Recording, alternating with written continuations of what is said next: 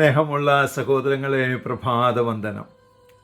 ഇന്നത്തെ സുവിശേഷത്തിൽ വിവാഹ വസ്ത്രം ധരിക്കാത്ത ഒരുവനെ വിവാഹ വിരുന്നിനെ കാണുമ്പോൾ ആ കുടുംബനാഥൻ ചോദിക്കുകയാണ്, നീ എങ്ങനെ ഇവിടെ എത്തി? സ്നേഹമുള്ള സഹോദരങ്ങളെ, നാം എല്ലാവരെയും ദൈവം ആകർഷിച്ചതാണ്. ദൈവം ആകർഷിക്കാതെ ഒരാളും ദൈവത്തിൻ്റെ സന്നിധിയിൽ എത്തിയിട്ടില്ല. അങ്ങനെ ആകർഷിക്കപ്പെട്ടു എന്ന് വെച്ച് ആത്മശോധന ചെയ്യാതെ അതിനകത്ത് പ്രവേശിക്കരുത് എന്ന് നമ്മളോട് വചനം പഠിപ്പിക്കുന്നുണ്ട്.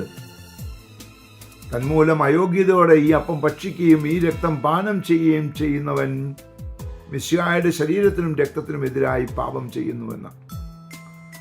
ഒരു ദിവസം ദേവാലയത്തിൽ വെച്ച് ഒരാൾ ഫോൺ ചെയ്യുന്നത് ഞാൻ കണ്ടു. അപ്പം ഞാൻ ചോദിച്ചു, ഇവിടെ നിന്നാണോ ഫോൺ ചെയ്യുന്നത്? അപ്പോൾ എന്നോട് സോറി എന്ന് പറഞ്ഞു. ഞാൻ പറഞ്ഞു, സഹോദര, എന്നോട് എന്തിനാ സോറി പറയുന്നത്? നമ്മൾ തിരിച്ചറിയണം സഹോദരങ്ങളെ, നിങ്ങൾ ദേവാലയത്തിലാണെന്നുള്ള സത്യം. നിങ്ങൾക്ക് ദേവാലയം എന്ന് പറയുന്നത് സാധാരണ ഒരു മാർക്കറ്റ് പ്ലേസ് പോലെയാണോ ഇപ്പോഴും തോന്നുന്നത്?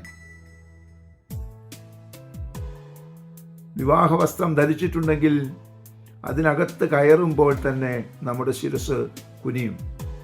കാരണം കോടാനുകോടി മാലാഖമാർ പരിശുദ്ധൻ പരിശുദ്ധൻ പരിശുദ്ധൻ എന്ന് പ്രഘോഷിക്കുന്ന സ്ഥലമാണത്. വിശുദ്ധന്മാരെല്ലാം കൈകൂപ്പി വണങ്ങുന്നു. അവിടെ നീ എങ്ങനെയാണ് നിൽക്കുക? നിന്റെ വിവാഹ വസ്ത്രം ഏതാണ്? Lord, I am not worthy എന്ന് പറഞ്ഞുകൊണ്ട് അവൻ്റെ മുമ്പിൽ അവനെ കണ്ടുകൊണ്ട് നിനക്ക് അവിടെ ആയിരിക്കാൻ സാധിക്കുന്നുണ്ടോ? മറ്റൊന്നും ശ്രദ്ധിക്കാൻ നമുക്ക് സമയമില്ലാതാവുന്നു. നമ്മളെല്ലാവരും ലോകത്തിൽ വസിക്കുന്നവരാണ്. എങ്കിലും നമ്മൾ പ്രവേശിക്കുമ്പോൾ അത് ദേവാലയമാണെന്ന് കരുതി പ്രവേശിക്കണമേ. അത് ദേവാലയമാണെന്ന് വിചാരിച്ചതിൽ പ്രവേശിക്കണമേ. ദേവാലയത്തിന് ചേരാത്തൊന്നും നീ നിന്റെ കൈവശം വെച്ചേക്കരുതേ.